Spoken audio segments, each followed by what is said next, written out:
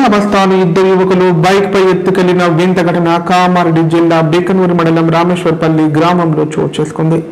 రామేశ్వర్పల్లి గ్రామానికి చెందిన తక్కల గంగారెడ్డికి యూరియా లభించకపోవడంతో తనకు తెలిసిన వారి వద్ద నుంచి ఒక సంచి యూరియాను చేబదులుగా తీసుకుని తన వ్యవసాయ బావి వద్ద వేశాడు.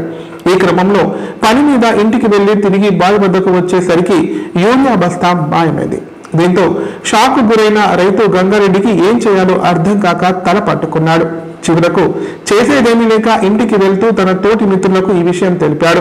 దీంతో గుర్తెరిగిన యువకులు ఇద్దరు మొక్కజొన్న కంకులను టోల్ ప్లాజా వైపు బైకుపై పెట్టుకుని వెళ్లారని వారు చెప్పడంతో ఏమాత్రం ఆలస్యం చేయకుండా వెంటనే ప్లాజా వద్దకు చేరుకొని సీసీ ఫుటేజ్ ను పరిశీలించారు.